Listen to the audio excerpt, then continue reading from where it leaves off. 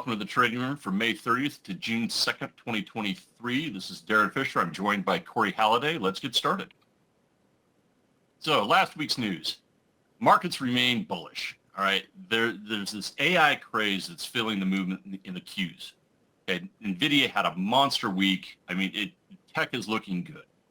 And that's really what's driving this market. Corey and I were talking beforehand, and you take a look at the S&Ps, and they're bullish, but then you take a look at the Qs, and they're outperforming everything right now. So this is a very narrow rally that we're seeing. We're going to see it in the sectors as well. That there's a lot of stuff that's not participating. This is really just big cap tech that is pulling the ETFs up and the indices up. That's really what it is. Now, last week we had all asset classes move. Bond yields moved higher. Gold, silver, Bitcoin were down. All right, so that's something right there. And you take a look at the data. Okay, on the PMIs, we had one beat and one miss. So we've got some mixed data right there. Preliminary GDP, plus 1.3. That's a little bit better than expected, not much. And then the core PCE, and that's what the Fed is looking at. That came in just a tad hot at 0.4 versus a 0.3. But that apparently was enough for whatever reason to move the market. It was going to be looking like a down market up until Friday. Then Friday rolled around, and it just really took off. We'll see that here in a little bit. All right, so last week, the Dow was actually down 1%. S&Ps were only up 1/3%. The Qs, like I said, really outperformed, up 3.5. Russell was flat at plus 0.02. The oil was up 1.5. Gold was down 1.75. But you can really take a look at the difference between the S&P and the Qs on these charts right here. Let's take a look at the S&P right now. So really, I mean, we have to be bullish, but we're at the top of a range. Okay, we're right at what was last week resistance. We'll see next week if we swing up there. But you can see Monday, Tuesday, Wednesday, all down days. We had a doji on Thursday, and then Friday's when it really took off. And this would have been a down week if not for Friday's action. But hey, anyone wants to hold over the weekend, that's what the fund managers are saying. There's more upside to me holding over the weekend than there is for me to go to cash over the weekend. You have to respect. And you see here in the Qs, again, Monday, Tuesday, Wednesday, all down days. It was just really a 3-day bull pullback. Then Thursday, gap up, and we held it. And then Friday was just a continuation right there. It was up 2.5% on Friday alone. So again, this is one of those times where we had very concentrated action just in the NASDAQ in the last 2 days and the S&P just in the last day. Corey, what's your take on the markets right now?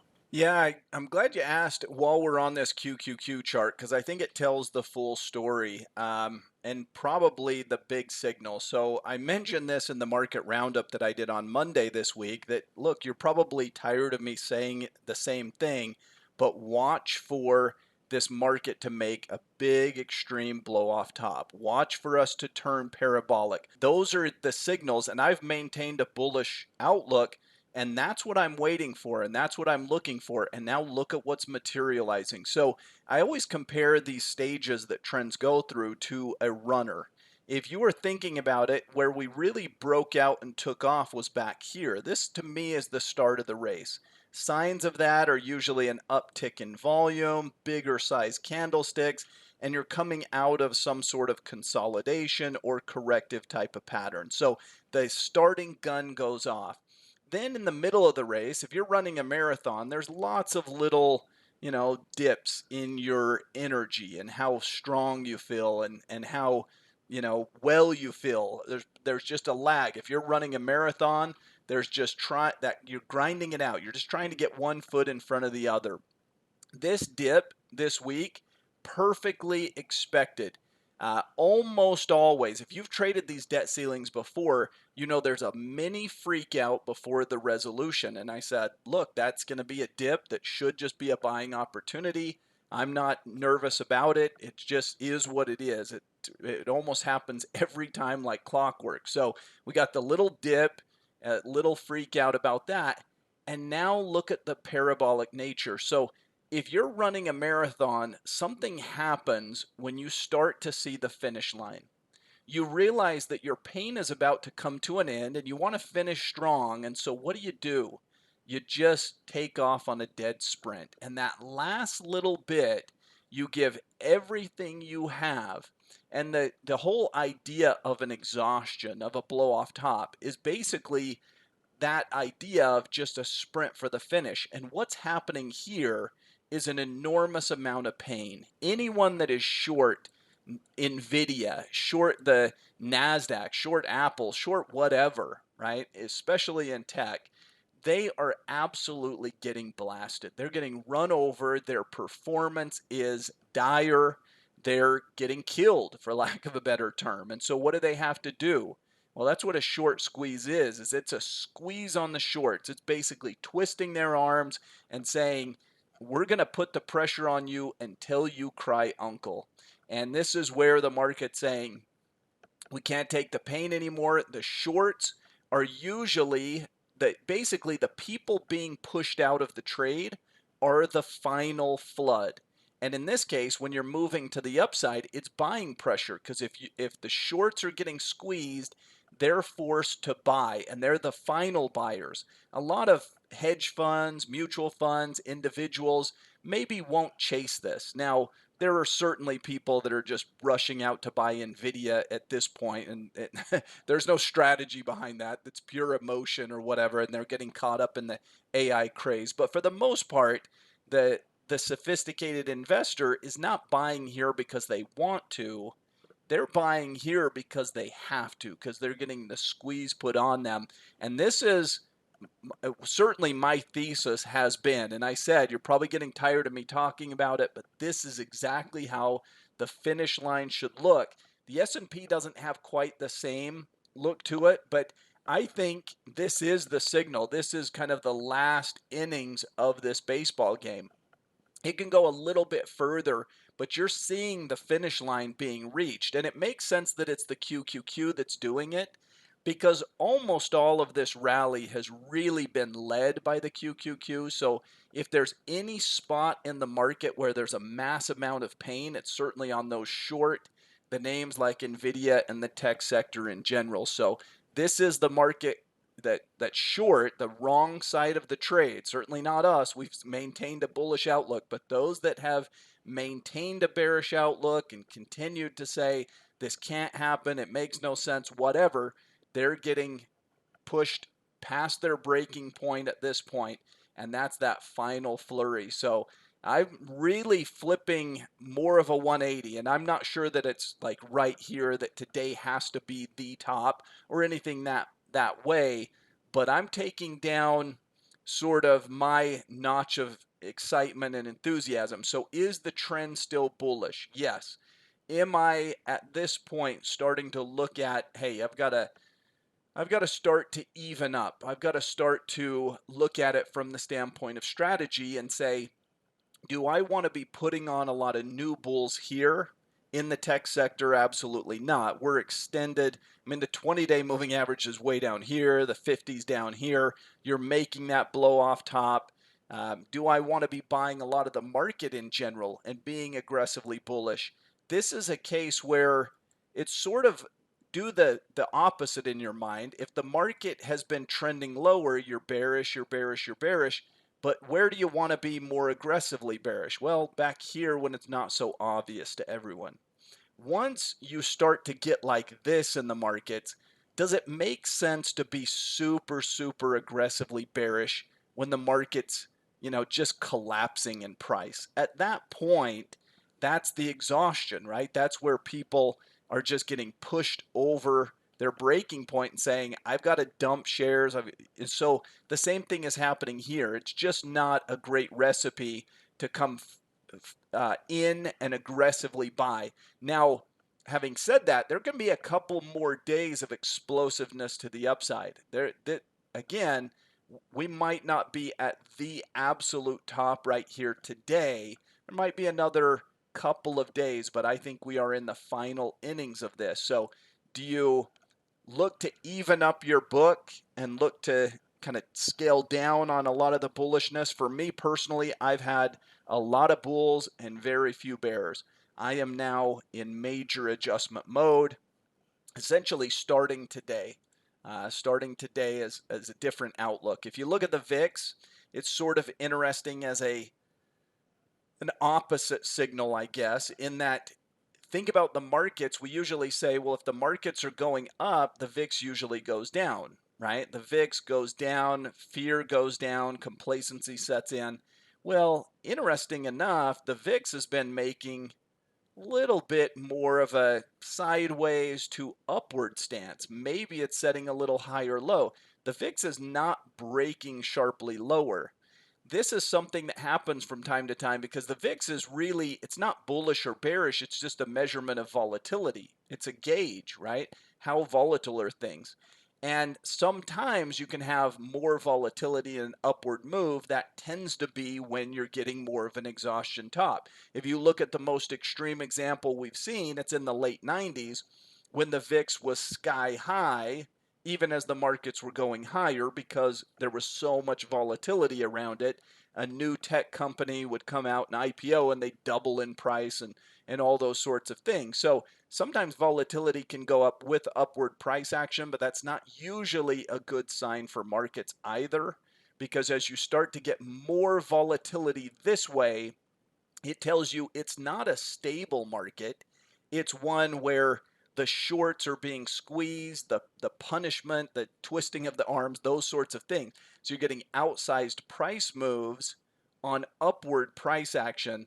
That tends to be more in the late innings of the rally. So sort of an interesting 1-2 punch there of things that could make me a bit more nervous about the markets generally. So I'm not worried about the debt ceiling. I actually think it makes sense that the market would top out on quote unquote good news, right?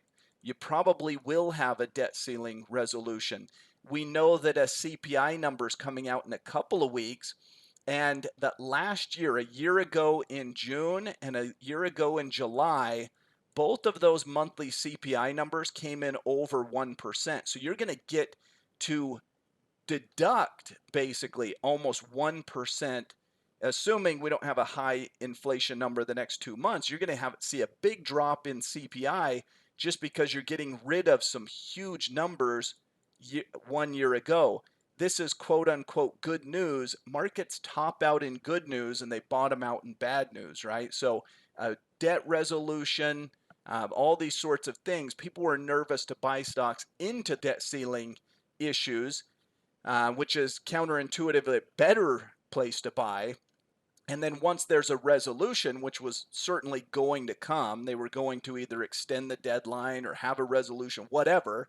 When there's the quote unquote good news and everyone says, oh, sigh of relief, now we can get in, that's probably where you want to sell. And so a lot of these things are actually matching up and make sense from the standpoint of news and price action. Thanks, Corey. So this week's events, as Corey said, we're kind of in that situation. We're setting up for that exhaustion, that blow off top. Okay, then we have to take a look at it. I think you nailed it and said, is good news going to come with bad price action? All right, we just don't know. We got to take a look. As the debt ceiling talks progress, I don't think it really matters if they get an agreement this weekend or not. But the markets are expecting a deal is going to be made sometime over Memorial Day weekend. We're expecting the data to likely weaken. We're entering a slowdown in the economy, and we have to remember that rate changes have delayed impacts. So taking a look at next week, obviously markets are closed on Monday. I don't see anything happening on Tuesday, Wednesday. The two things that I'm looking at right there, going to be looking at ADP non-farm payrolls and unemployment claims. That I think Thursday is going to be a big day with that ISM manufacturing PMI. And then on Friday, we've got the non-farm employment change. I think Thursday and Friday are going to be the 2 days that we're going to see the most action in next week's market. So our market outlook, all right, we got all green right here. We're above the 20, we're above the 50. That 20-50 slope is sloping upwards. Our monthly outlook technically has to be a +3. My weekly outlook, not, as I said, with the market closed over on Monday, not expecting a whole lot of movement Tuesday, Wednesday. But if we do get some movement, I think it probably is to the upside, mildly. I'm at a +1 for this next week. but it's going to be interesting to take a look at the sectors, because I think that, and I've been harping on that for months now. If the market doesn't make sense to me, and this market doesn't necessarily make sense to me in the broad analysis of it, I got to go down to the sectors. So we take a look.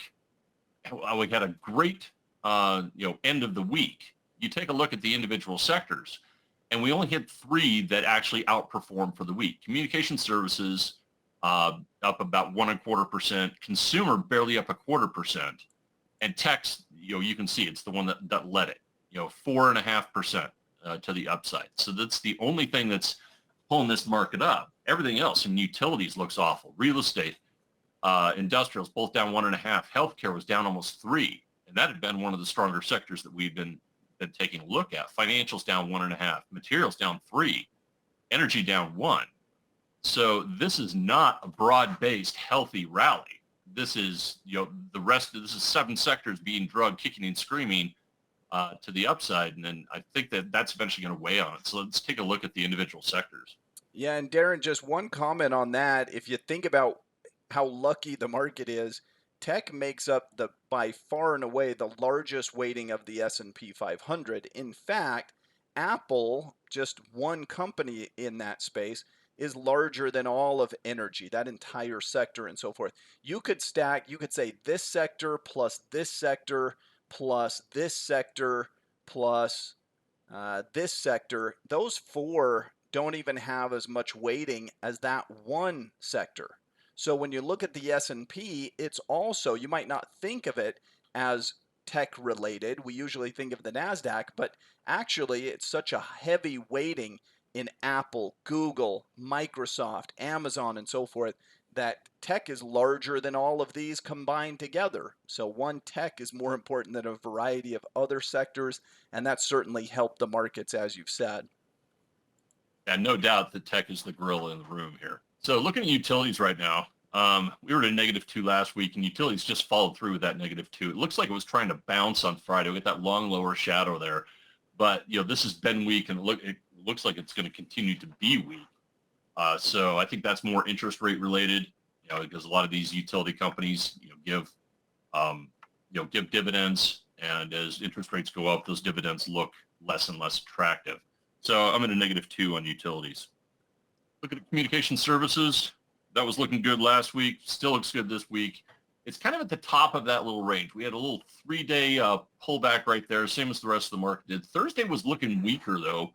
It gapped up, but then it followed through on Friday. The issue is we're just sitting right there at resistance that we set last week. If we can break through this, I'd be a little bit more bullish, but I think you have to be a +2 on communication services right now. Looking at real estate, this is weaker. It's not as weak as utilities would, but it was in a -1 last week, and I'm at a -2 this week. It just moved away from those moving averages a little bit more. It's trending down towards support that we set there in March. Just looking kind of weak. I think this has a possibility of accelerating to the downside, and you can see that 20-period moving average just barely crossed over that 50. So that's another good reason to take a look that, hey, real estate is weakening right here. So we're at a -2 there.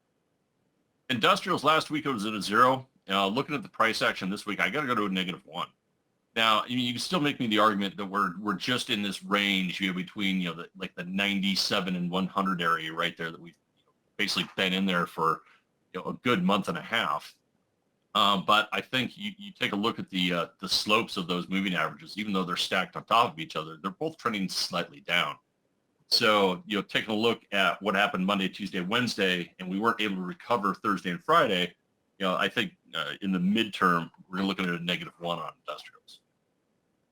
Healthcare last week was a 0, but you can see it just fell through. And this is just a little bit translated higher than utilities was. It broke down hard and couldn't recover. It couldn't even get a long lower shadow on Friday after everything was in there. So while last week was a 0, this week we got healthcare firmly at a -2 right now. And financials, it's just sitting around, right in that very narrow channel right there. We were at a 0 last week. I'm at a 0 this week. I really think we put in that support right there, at just about the 31.75 area. nobody wants to do a lot with financials right now. So I think we continue to just go sideways. So I'm at a 0. Now looking at consumer, this had a very orderly pullback down to the 20 period moving average, and then it bounced. It bounced very nicely. So I'm at a +2 on consumer. This has been looking good. This chart to me just looks like an orderly pullback. That's what I like to see. Not looking as good as what communication services did, but still, I think you have to be positive on consumer and go for that +2. In tech, as we talked about it before, a little bit of a pullback, not quite to the 20 period moving average. Nice doji on Wednesday, gaps up on Thursday and Friday right there, and continue the upside. So this is definitely the high point. Right now, I'm at a +2 on tech. But I agree with you, Corey. This is showing signs of going parabolic, and that's not to say if it goes parabolic, we're going to lose everything that came from that. I mean, this could pull back. It's at 164 right now. This could pull back to the 150, and it would still be bullish. So we're just still keeping an eye on this. And I agree with what you said. This is not a time to be wanting to go heavy into tech because you see this price action there. But we do have an interesting trade in tech. One of those ones that we do once, twice a year when things just look, when the conditions are set up for it. We'll see that here in a little bit. And with tech, it's one of those weird times where if your duration was like a day or two, you'd probably still be bullish because there might be another 1 or 2 days of explosive upside, right? This thing Yeah. could go another big candle to the upside, and it wouldn't shock and surprise me. But if your outlook is anywhere further, you kind of assume that it's gonna, even if it pops a little further, it's gonna have a pretty good sized drop. So if your time frame is very, very short term, it's still bullish, but it's at those last stages of the exhaustion, which is where you could have a nasty reversal at any point in time. So it's a dangerous, uh, bullish chart because sometimes something gets so bullish that you, in essence, no longer want to be bullish. It's just way too extended, way overdone. And we're getting to that point. We're pretty close to that tipping point, I think. Looking at materials, I was actually at a 0 last week on materials, but again, it just broke down. It broke down hard, broke down below that support. We've actually got a pretty good downtrend going right now. It's firmly out of that channel. So I'm at a -2 on materials, and that happened. That got ugly very, very quickly, and just couldn't seem to recover throughout the. Even though they had updates on Friday, it still had a red candle on Friday there. Finally, energy. At a -1 last week. I'm at a -1 this week. Reason being, it did try to retake its 20 period moving average, but you look at that and that's a bear rally right there. So I think we've got some more room to the downside. Not as heavy as materials, but I'm at a -1 on energy. So and this is what I was talking about. There's only 3 sectors that look good to be bullish in: tech, consumer, communication services. And that's, as you said, Corey, I mean, those are the ones that are, especially tech, those are the ones that are weighted the most in the S&P and especially, obviously, the NASDAQ. But a 0 on financials, neither bullish nor bearish, slightly bearish, industrials, energy, and materials, healthcare, real estate, and utilities are all looking pretty bearish at a -2. So, Corey, why don't you take us through a few trades? All right, so to start in the real estate sector, last week we highlighted BXMT. It's still just in this low basing pattern. There's that's consolidation, that sideways move, it's still intact. You can see the upper end of the range, you can see the lower end of the range. Could it break out in either direction? Certainly possible. We would think that it's more likely to break down than up, given that this is a low base. It's happening down at the lows. Next, we have a new trade idea in AMT. Now, if we look at AMT, possible trade ideas would be a bear call spread, where you're just kind of targeting a sideways to mildly bearish move, not in a massive, not an aggressive downside trade that would require a ton of movement. You can see the underperformance here. Think about markets and think about tech breaking out to new highs, and this thing has broken support and accelerated and then further finished on its lows on Friday. So any type of bearish spread, even possibly bearish diagonals, things like that, we think makes sense in a chart like AMT where that trend just continues to push to the downside. Next, we have in communication services. Last week we had Comcast in a little bit of a bull pullback and continuation. Well, it's corrected a little bit further. You can see an A, B, C style correction, so a little deeper pullback in place. Really a retest of the prior breakout zone. This is where we broke out above those highs. So if Comcast can't hold this level, then it's destined for even lower prices. New trade idea would be Netflix on the long side. Again, not a mega aggressive trade, just a little $10 call spread. But the idea here is, well, the chart, the acceleration continues. We recently broke out to the upside, and then we had that sort of retest and acceleration. So Netflix looks like more upside is coming. You could play that one on the long side as a potential idea. Healthcare, if we look at last week, we had EXAS, and this one we had on the long side. Little bit of a pullback here, but still hanging in there above this zone.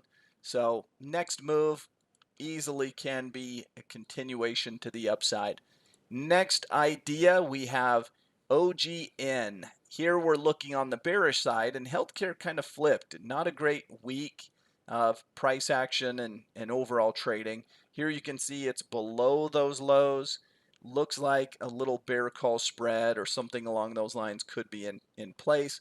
This one, just on a percentage basis, is a little bit more aggressive because it's at 1950, and our target would be 1750 in a bear call or bear put with those strike prices. So a couple of points lower, about 10-ish% lower in the stock. Next, in industrials, we had BZ last week on the short side, and the short side was the winner, no doubt. Here you can see the breaking of support, and that happened. I mean, it was already trending lower. We highlighted it last week, and it further accelerated. So from 18, 17-ish to 14, that is a huge downside move, and bearish trades were a winner in that name. New idea, Bloom Energy here. Looking at this one, possible trade ideas would be a bear call spread. Looking at possibly a retest of the prior lows. And once again, on a percentage basis, the stock going from 14 to 12 is a pretty good sized move. But from the chart, you can see there's plenty of volatility in the name, and downside would be anticipated. Financials, we had Visa last week on the long side, and this one had some news, and that news was not positive for the shares. The stock gapped and broke down, and now we're underneath that level of support. So Visa is not holding up in that upward trend. On the long side or sideways trade idea would be JP Morgan. Here you can see it continues to consolidate. You could look at butterflies, 138, just the middle of the range, looking like a potential target. So sideways type of trade into June 9th expiration, maybe even looking out to June 16th, the monthly expiration. But this continues to consolidate, really just in a trading range for right now. Darren, you want to take us through the rest? Yeah. So last week in consumer, we were sideways on Walmart. And you see it broke down. Now we've got another week on this trade, and this is we had 145 at the wings, like 150 in the middle, and 155 on the other wing. So this is right at the cusp of being profitable. But it looks like this probably wants to bounce. We've got support at the same level set back there in February. So if this continues to move down, obviously then we're going to take a small loss. But it's at a position right now where it could very well bounce right back up. I mean, we're just at that break-even point right now. So this is one we don't trade a whole lot. Goodyear Tire and Rubber. And this is again, we're gonna keep pounding the desk. This is why we use a screener instead of a watch list, because you can see stuff like this. So Goodyear, A couple weeks back, had some good news. It held it, and then it pulled back just to, very orderly. Wednesday, Thursday, Friday, all green candles. So this technically triggered on Thursday, but this looks good. I'd go out 2 weeks and just do a very simple 14-15 bull call spread. That's at the top of the range that it set a couple weeks back. So we're not asking it to do a whole lot, but you hit on something there, Corey. Some of these lower price stocks, even if they have dollar strikes, that could be a 10% move. I mean, you take a look at a $25 stock with 250 strikes. That's a 10% move. That's a lot. That's a pretty good sized move. So just bear that in mind that we're not going to go out and do the 15, 20s in Goodyear. You got to look at the scaling and really be precise about where a reasonable target is. In technology, last week in technology, we were sideways in Hewlett Packard, and I think 30 was the midpoint of that one with 28 and 32 on the wings. So again, this is one of those ones that's just on that break-even point right now. If it turns back down, hits that midpoint at 30, we're looking pretty good. But this one, it could very well, want to keep going. And, in that case, you've got a little bit of time left on it to see what it does. Or you could take the position off the table and preserve capital. This is one of those ones I was talking about where we only see these, really once, twice, maybe 3 times in a year. And they're kind of fun to play. This is MRVL, Marvell Technologies. This broke out to the upside. It was up 32%, up 16 points on Friday. So it started to break out on Thursday as well. So how am I going to play this? This is one of those ones that is a little bit outside the realm of what we normally do. I'm going to look out for those June 9th calls. You could even do the June 2nd if you wanted to. Like you said, Corey, if you only think that you're going to get another couple of days to the upside, shorten up your time horizon. Now, how am I going to play this? The size these for max loss. This is a one-time bet, and whatever comes of it, then I'm going to let it, just let it go when it goes out there. But I'm going into this trade fully aware that I could lose everything on this one. So just size them for max loss. And the other thing, rule that you want to put in there, don't enter below 62. If this opens up on Tuesday at 62 or below, that's halfway on that very extended candle right there. If you're below that halfway point, that usually means the trade is over. So I wouldn't go short it, but then my thesis for this trade would be broken. I wouldn't even take a look at it again. So wait and see where this opens up on Tuesday. If it's below 62, don't make the trade. Size of max loss. But the way this thing's running, when you see something like this, in a week or two, you could be up at the 75, 80 area and be pretty happy right now. So materials. Last week we were sideways to on LIN. And again, this is one of those ones, I can't remember exactly where the midpoint and the wings are right here. It kind of broke down a little bit on us, and it's slowly climbing its way back. If we can get up to the break-even point, I'll be happy, but this is one of the ones where I don't think we're going to see significant profits out of here. I mean, it's had a pretty good move to the downside, and that's not healthy for anything that we're doing sideways. So this is one we've played a few times this year, AVTR Avantor. We're going to play this one sideways as well. Looking at the June, the monthly expiration, 1750, 20, 2250 butterfly right there. I mean, we're just sitting right there almost, right about 21. So that's about the best that you're going to get for targets right there. But I think this one does continue to go sideways. Give it 3 weeks to play out and let it go. I think this is one of the ones, even though we're negative on materials, this has actually held up decently over the past couple of months. Finally, energy. Last week we were sideways to short on BP, British Petroleum, and it is definitely helping us out that way. So this one I think has another week left on it. I'm just going to let this one run. And if it keeps going sideways to short, I'm continue to be happy. So again, we're looking a little sideways bearish here in SM. That's SM Energy. We're just going to play this one a straight 2750 30 bear call. I mean, you're selling at the money, you're buying out of the money for protection, and if this thing just holds out here or goes to the downside, in the next 3 weeks, then it's a positive trade. This has definitely got a lot of theta in it. with a little bit, very little bit delta in there as well. So in conclusion, the market's bullish. Whatever you feel, you have to say the market is bullish. However, the sectors are telling their own stories. I think you called it, Corey. We're getting into those market conditions where we could have that blow off top in tech when things no longer start looking attractive. I mean, we're technical traders, but a lot of the people that trade large money are fundamental based. If the price gets beyond what they consider to be a reasonable target, or if they see their upside is not worth the risk, they're going to stop buying. They might start selling, but they're definitely going to stop buying. Doing this situations like that, you really got to watch your position sizing. Like we can't stress that enough. That you need to not get too overwhelmed. If you want to cut your position sizing in half, and wait to see where this goes, I'm fully on board with that. So again, markets are closed on Monday, and then we've got our normal market roundups. Midweek update is definitely going to be on Wednesday as well with Joe, and then the market roundup on Thursday as well. Other than that, have a great weekend.